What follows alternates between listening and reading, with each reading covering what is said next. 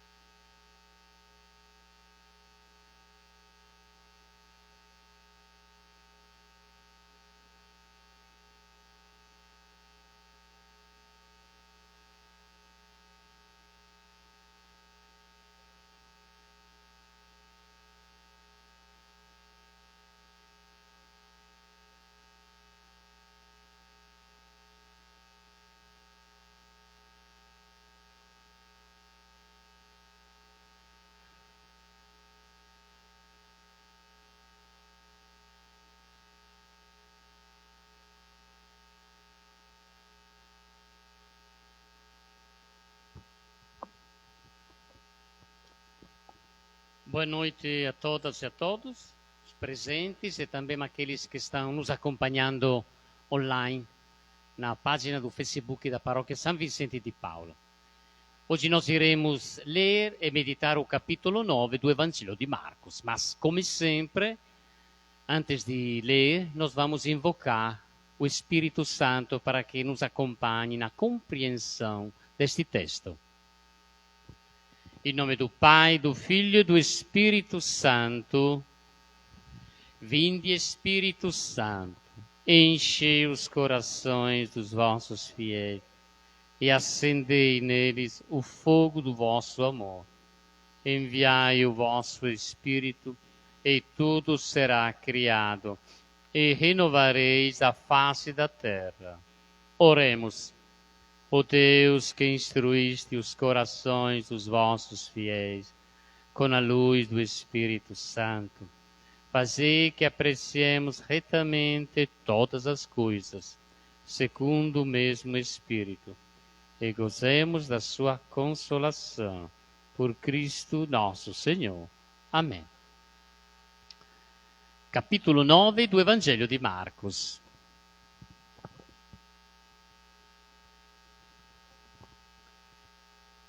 Seis dias depois, Jesus tomou consigo Pedro, Tiago e João e os levou sozinhos para um lugar retirado sobre uma alta montanha. E aí foi transfigurado diante deles. Suas roupas ficaram brilhantes, extremamente brancas, de uma brancura tal que nenhum lavadeiro sobre a terra as poderia alvejar. E lhes apareceram Elias com Moisés, que conversavam com Jesus. Então Pedro, tomando a palavra, disse a Jesus: Mestre, é bom estarmos aqui. Vamos fazer 3 tendas, uma para ti, uma para Moisés e uma para Elias. Ele não sabia o que dizer, porque estavam com muito medo. E apareceu então uma nuvem, cobrindo-os com sua sombra. E da nuvem surgiu uma voz: Este é o meu filho amado, ouçam-no. E de repente, olhando ao redor, não vira mais ninguém, a não ser Jesus sozinho, com eles. Quando desciam da montanha, Jesus ordenou que eles não contassem a ninguém o que tinham visto, até que o Filho do Homem tivesse ressuscitado dos mortos. Eles guardaram o acontecido para si, perguntando-se o que significaria ressuscitar dos mortos. E perguntaram a Jesus: por que os doutores da lei dizem que Elias deve vir primeiro?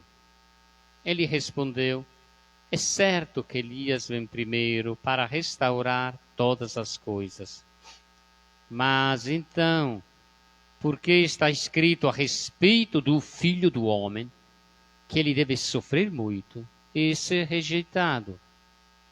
Eu, porém, lhes digo: Elias já veio, e fizeram com ele tudo quanto quiseram, como está escrito a respeito dele. Quando voltaram para junto dos discípulos, viram em volta deles grande multidão e doutores da lei, discutindo com eles. Assim que toda a multidão viu Jesus, ficaram admirados e correram para saudá-lo. Ele lhes perguntou: sobre o que vocês estão discutindo com eles? Alguém da multidão respondeu: Mestre, eu trouxe a ti o meu filho, que tem um espírito mudo. Sempre que se apodera dele, atira-o no chão. Ele espuma, arranja os dentes e fica todo rígido. Pedi aos teus discípulos que o expulsassem, mas eles não conseguiram. Jesus lhes respondeu: ó geração incrédula, até quando estarei com vocês? Até quando hei de suportar vocês? Tragam um menino para mim. E o levaram até ele. Assim que viu Jesus, o espírito sacudiu com violência o menino, que caiu no chão e rolava, espumando. Jesus perguntou ao pai: quanto tempo faz que isso acontece com ele? Ele respondeu: desde criança, e muitas vezes o atirou no fogo e na água para matar. Mas tu, se podes fazer alguma coisa, ajuda-nos e tem compaixão de nós. Jesus lhe disse: como assim, se podes? Tudo é possível para quem crê. Imediatamente o pai do menino gritou: eu creio, ajuda a minha falta de fé. Vendo que a multidão acorria, Jesus repreendeu o espírito impuro.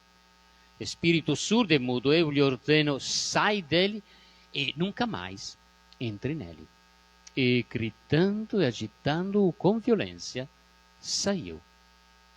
O menino ficou como se estivesse morto, de modo que muitos diziam que ele tinha morrido. Jesus, porém, tomando-o pela mão, o levantou e ele ficou de pé. Quando Jesus entrou em casa, seus discípulos lhe perguntaram a sós: por que nós não fomos capazes de expulsá-lo? Jesus lhe respondeu: essa espécie não pode sair de jeito nenhum, a não ser pela oração. Partindo daí, caminhavam através da Galileia, mas Jesus não queria que alguém ficasse sabendo. E é que ele ensinava os discípulos e lhes dizia: o Filho do Homem será entregue nas mãos dos homens e eles o matarão. E, morto, ressuscitará depois de 3 dias. Mas eles não entendiam o que isso queria dizer e tinham medo de perguntar. E chegaram a Cafarnaum. Quando estavam em casa, Jesus lhes perguntou: o que é que vocês discutiam no caminho? Mas eles ficaram calados, porque no caminho tinham discutido entre si sobre quem era maior. Tendo sentado, Jesus chamou os 12 e lhes disse: se alguém quiser ser o primeiro, seja o último de todos e o servidor de todos. Tomando uma criança, colocou-a no meio deles e, pegando-a nos braços, disse a eles: quem acolhe uma destas crianças por causa do meu nome, é a mim que está acolhendo.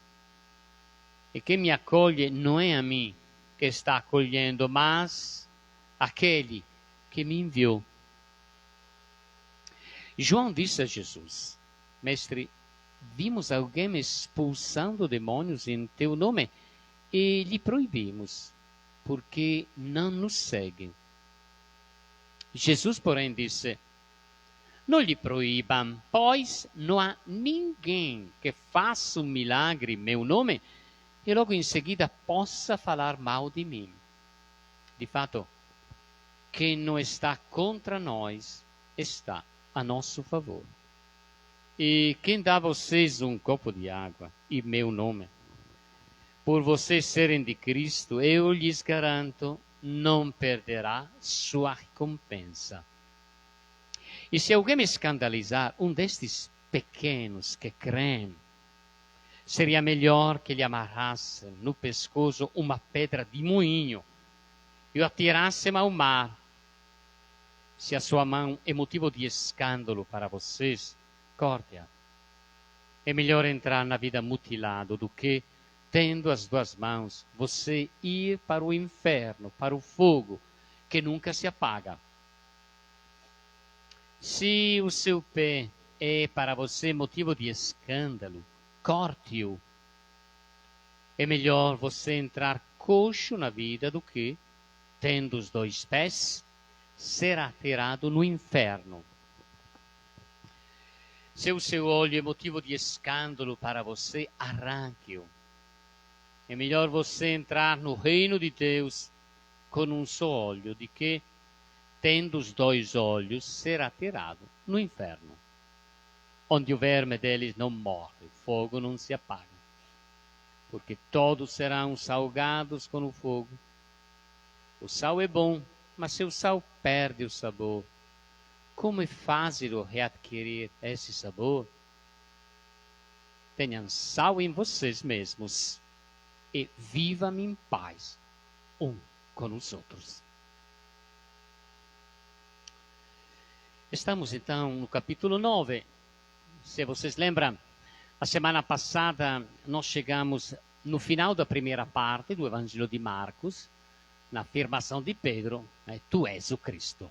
O Evangelho de Marcos tenta de demonstrar a identidade de Jesus, o Cristo, o Filho de Deus.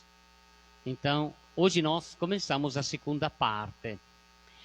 E é interessante que o primeiro trecho desta segunda parte já entra na identidade de Jesus, conforme algumas profecias. E de fato o texto da transfiguração. Começa assim o trecho, 6 dias depois. Marcos não coloca esta frase por acaso. Por quê? 6 dias é a referência ao Gênesis. E em 6 dias Deus criou o mundo, é ou não é? Então ele está se referindo a isso. Que está entrando na cena é o cumprimento da criação. Porque como também nos lembra o Evangelho de João, quando o Verbo se fez carne, ele já estava perto de Deus e tudo foi feito por meio deles. Jesus veio dar a cumprimento da criação. E tomou consigo Pedro, Tiago e João. Pergunta, por que eles? Será que éramos melhores? Observando atentamente também a dinâmica do Evangelho, não é assim não. Pedro é um apelido negativo. Era Simão.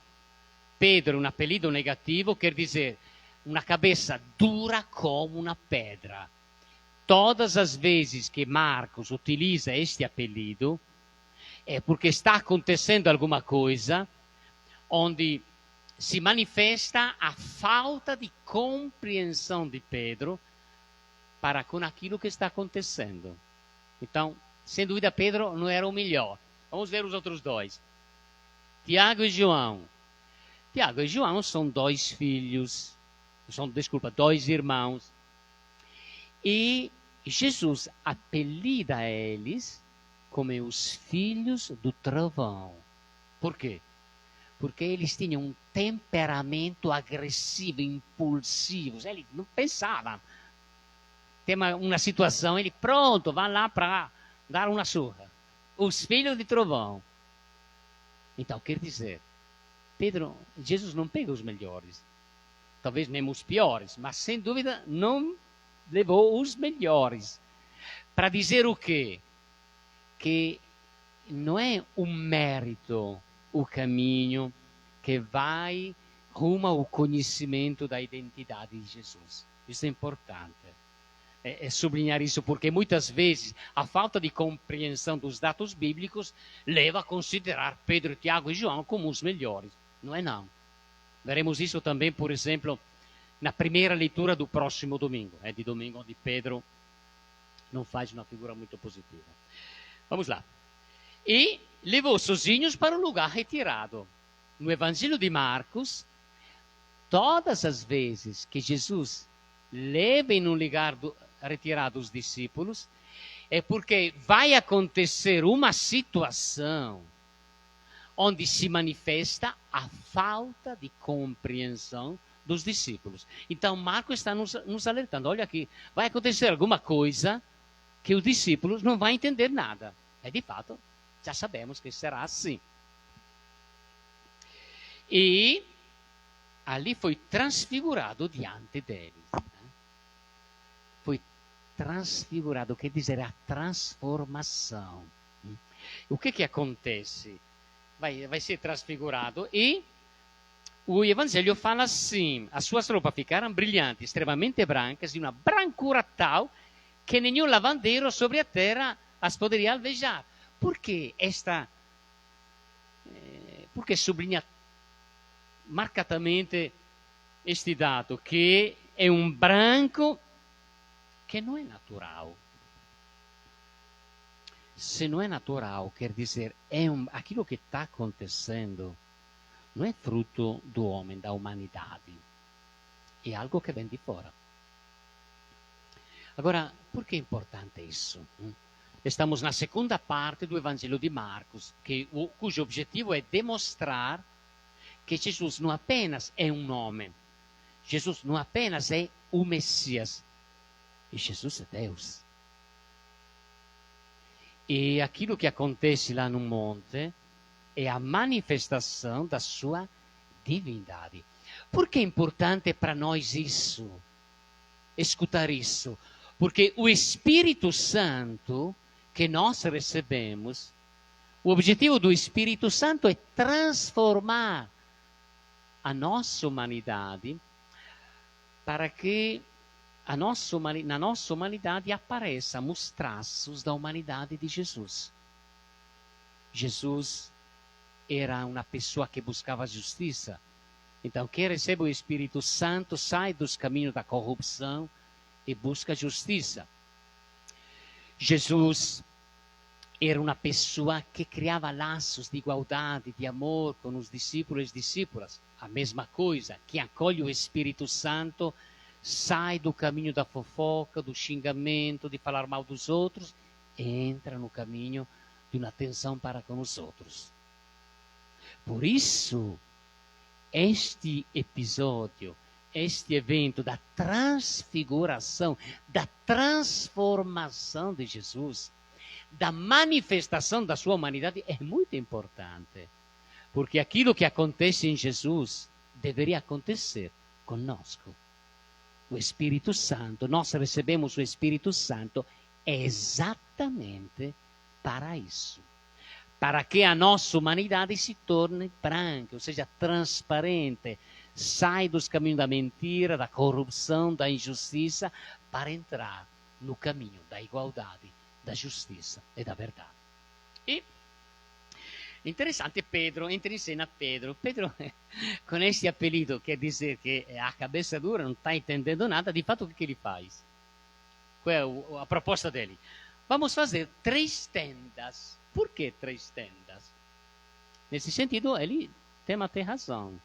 Porque no Antigo Testamento, a vinda do Messias teria acontecido dentro de uma festa. A festa das tendas, que é a festa mais importante. Aliás, é chamada até a festa. E nesta festa teria aparecido o Messias. Então, uma coisa ele entendeu, que Jesus é o Messias. Não entendeu outra coisa.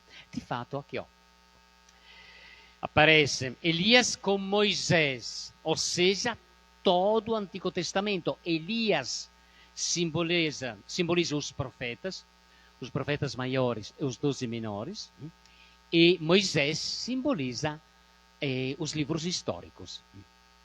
Livros históricos e profetas eram o símbolo do Antigo Testamento.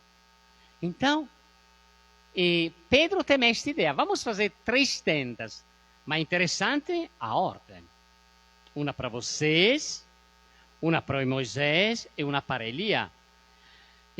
Na mentalidade bíblica do Antigo Testamento, a pessoa mais importante fica no meio.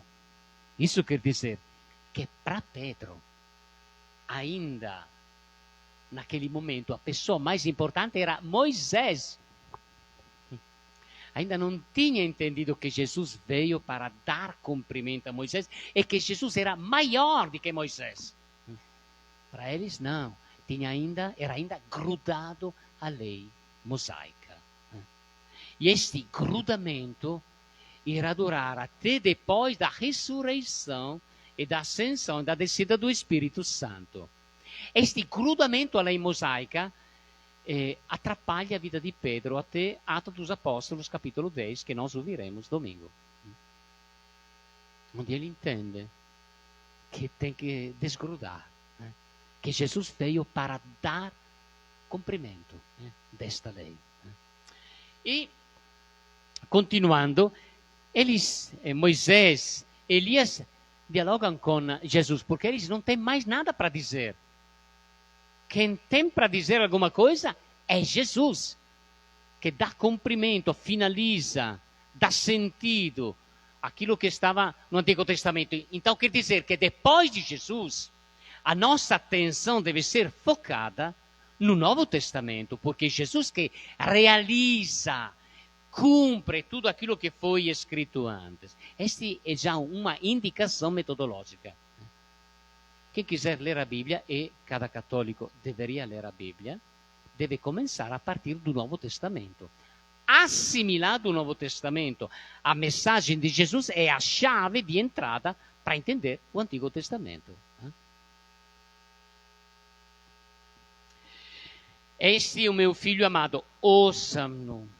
Esta é uma revelação, estamos dentro de um contexto de manifestação, ou seja, de revelação. E qual é o conteúdo desta revelação? Que a única pessoa que nós devemos escutar, prestar atenção, não é o padre, nem o bispo e nem o papa. Depois, primeiro é Jesus. O católico é aquele que escuta todo dia a palavra de Jesus. Não existe católico, não existe pessoas que acreditam em Deus, que se manifestou em Jesus, que não presta atenção à palavra. Pode conhecer todas as novenas, todos os santos, todos não sei o que lá, mas se não conhecer Jesus, não tem possibilidade nenhuma de entender a grande novidade que Jesus trouxe. E aqui o contexto, de repente, some todo mundo, Jesus ordenou que eles não contassem a ninguém o que tinham visto, até que o Filho do Homem. Interessante esta expressão. E Jesus, todas as vezes que fala de si, não fala o Messias, não fala o Filho de Davi, não. Todas as vezes que ele fala de si, aqui 3 vezes, no capítulo 9, 3 vezes, que é muito importante, fala do Filho do Homem, com a letra maiúscula. Por quê? O Filho do Homem é o único apelido messiânico que tem um sabor divino. E o que o Filho do Homem? É o homem que tem uma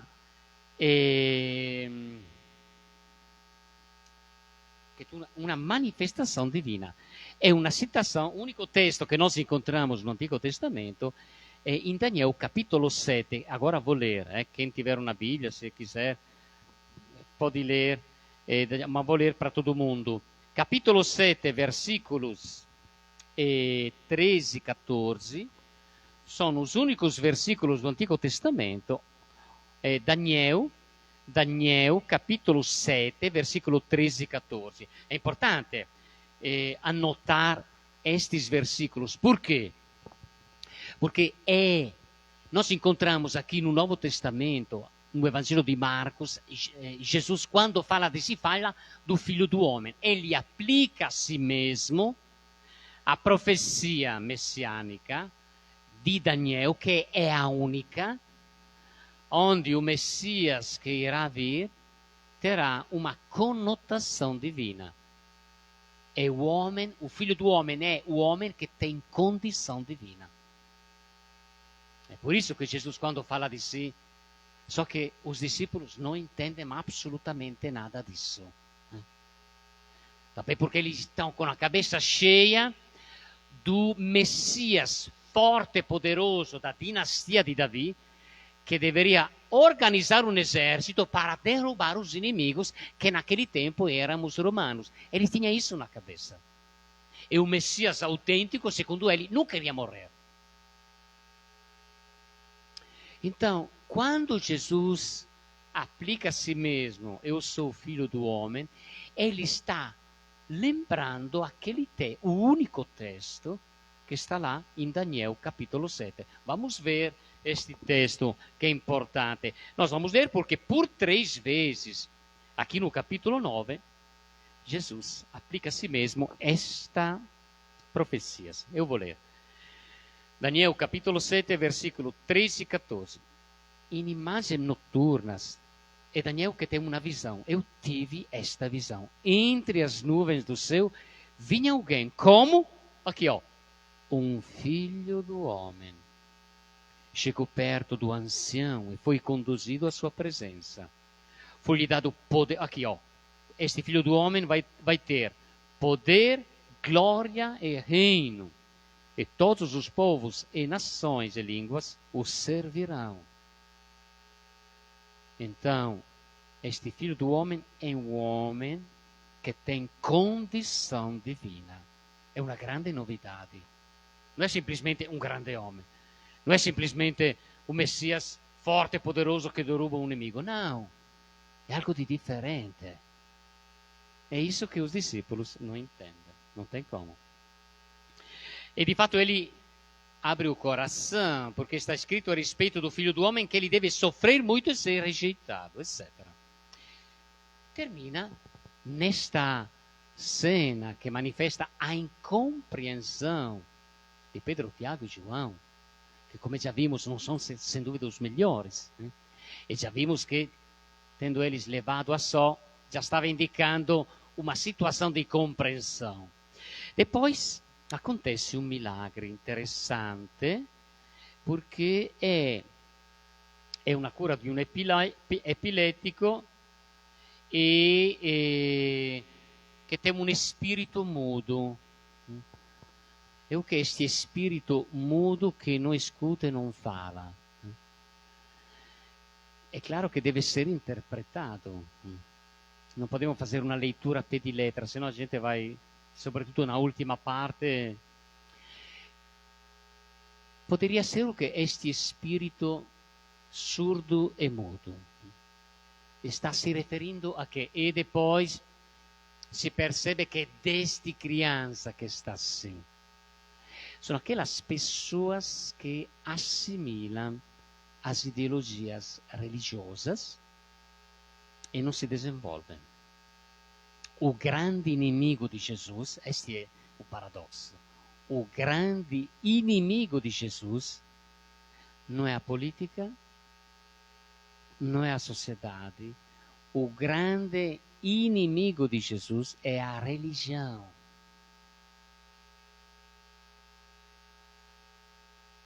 A religião atrapalha a vida das pessoas. É a religião criada pelos homens. Nós ouvimos isso no capítulo 7. É a religião criada pelos homens que substituíram a palavra de Deus com as próprias tradições. Por isso é importante ler o Evangelho, porque o Evangelho é como um filtro que vai avaliando se a nossa caminhada de fé é de fé mesmo ou é um acúmulo de coisas religiosas. A religião, na visão do Novo Testamento, afasta o homem e a mulher de Deus, atrapalha. E Jesus veio para desmascarar a religião dos homens. E como sabemos, ele vai pagar caro esta afronta. De fato, quem é que vai matar Jesus? São os chefes religiosos do tempo. Este é. Então, nós podemos simbolizar, interpretar este surdo-mudo desde criança, aquela pessoa que desde criança está dentro uma igreja, não tem acesso à palavra, mas é tudo cheio de tradições e que não permite para ele falar de Deus da forma que Jesus quer. E interessante o diálogo que acontece também aqui, ó. Levaram para os discípulos, não conseguiram. Jesus lhe respondeu: oh, geração incrédula, até quando estarei com vocês? Até quando lhe hei de suportar? Jesus não aguenta mais estes discípulos. É engraçado, né? Jesus cria um grupo de discípulos e de discípulas para acompanhá-lo, mas ó, estão cheios de religião, de fantasia religiosa. Apesar de ter visto o milagre, apesar de ter escutado a palavra, a religião hebraica é tão forte na cabeça dele que não permite a ele entender. Quando é que eles vão entender? Só quando Jesus morre na cruz. Este é o grande mistério. Isaías 53, que profetiza a morte de Jesus, era necessária. Se abre a mente. E o diálogo com o pai desta pessoa que está possuída, e tu, ele fala, se podes fazer alguma coisa, ajuda-nos. Jesus responde, como assim, se podes? Tudo, uma pessoa pensa, então ele vai dizer, tudo é possível para Deus. Não. Tudo é possível para quem crê.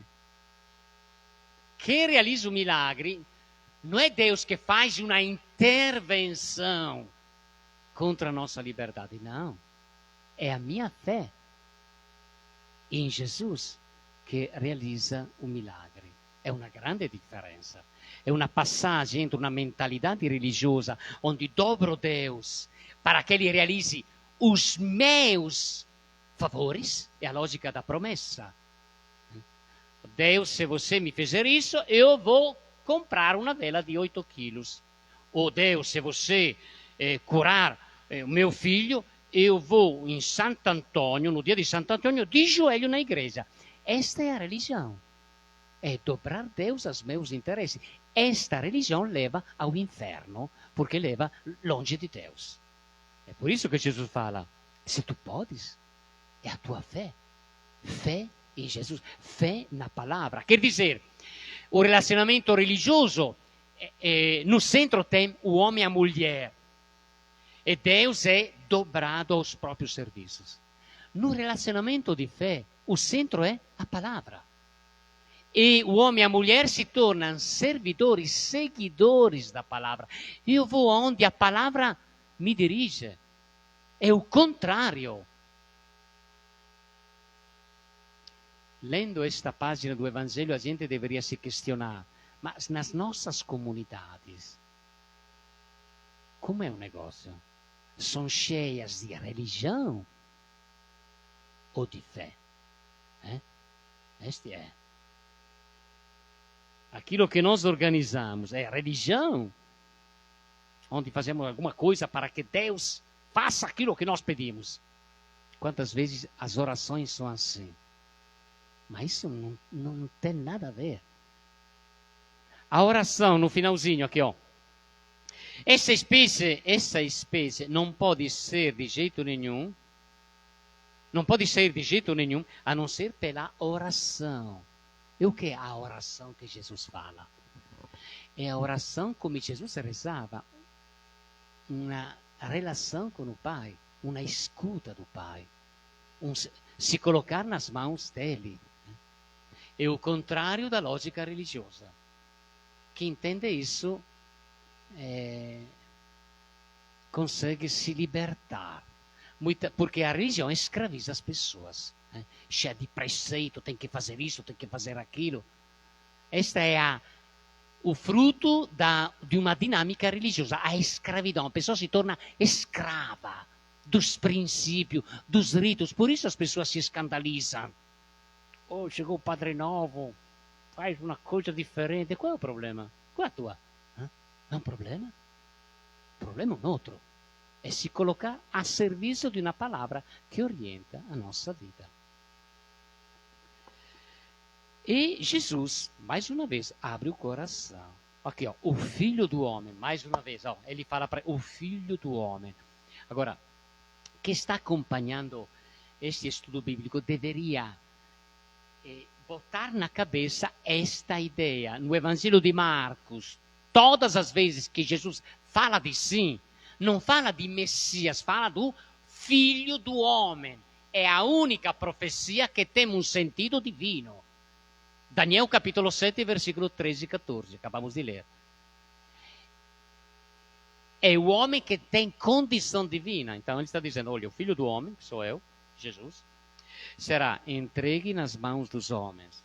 Jesus está profetizando, ele sabe, está mexendo demais com a religião dos homens.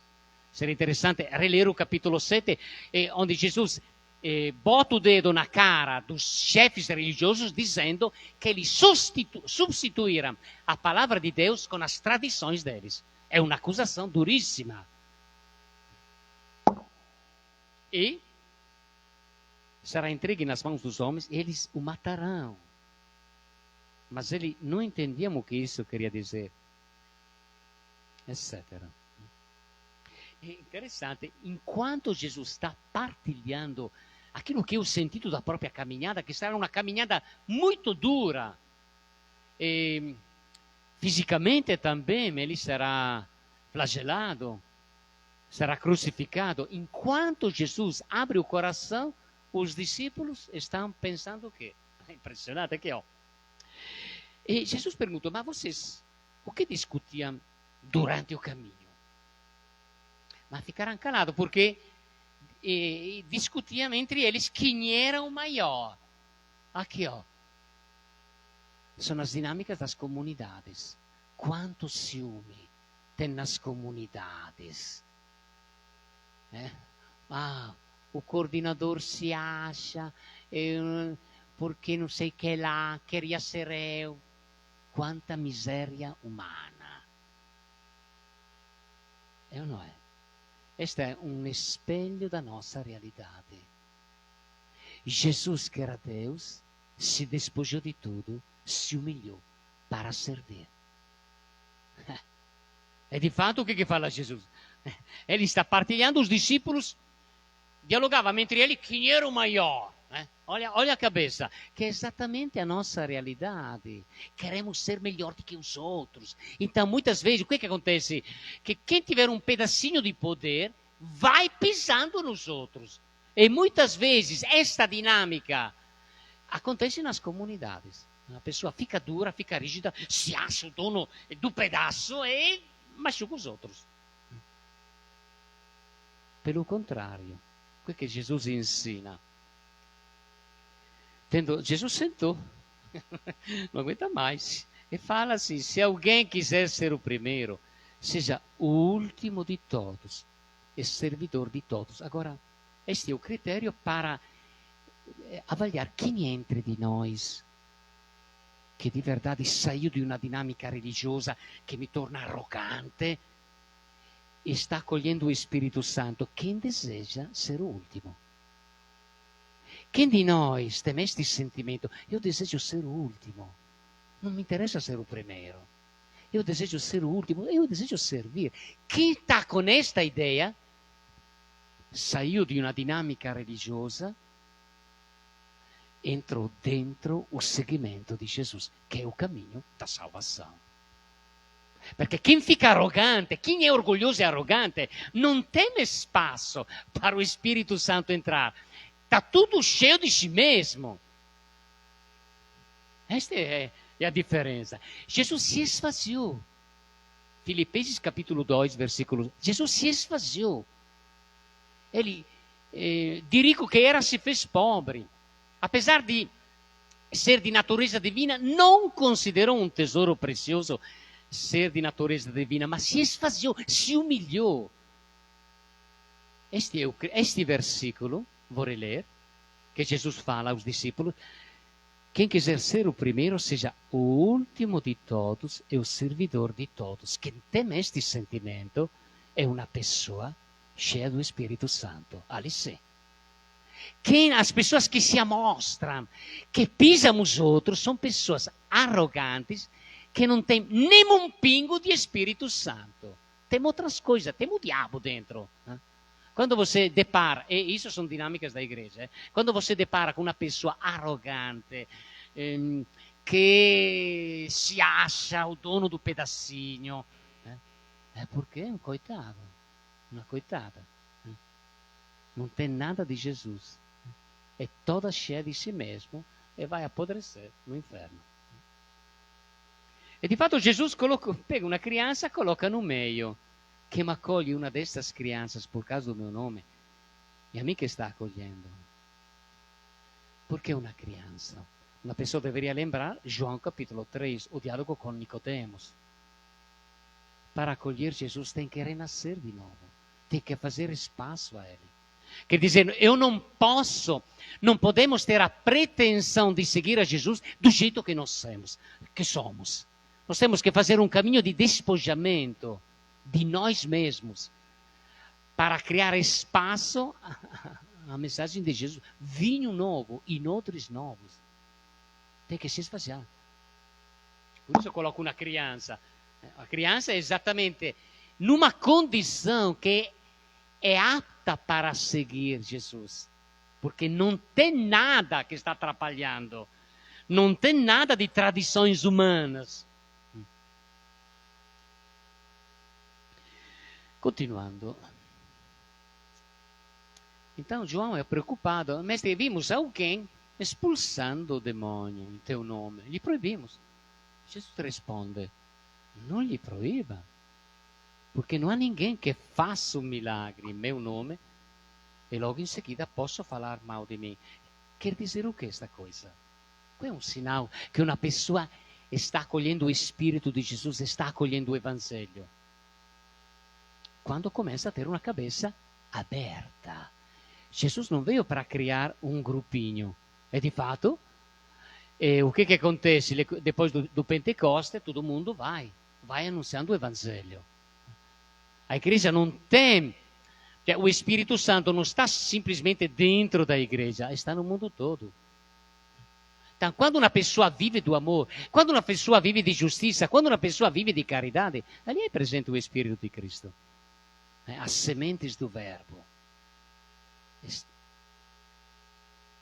E muitas vezes nós encontramos pessoas dentro da igreja que são religiosas e não têm um pingo de fé e fazem um monte de merda. É importante entender estas dinâmicas, porque Jesus fala bem claro. Não precisa ter ciúme de uma pessoa que faz o bem, porque se ela faz o bem, sem dúvida, acolheu de uma forma implícita a presença do Espírito. Continuando. E se alguém me escandalizar, um destes pequenos que creem, que são os pequenos aqui? No greco tem micron. Que são os pequenos? São os discípulos. Uma pessoa que abandona tudo aquilo que acreditava anteriormente e começa um novo caminho. Este é o pequeno, o discípulo. E Jesus é muito duro. É durissimo, nestas páginas é durissimo. Que escandaliza, que atrapalha a vida de um discípulo que está nascendo.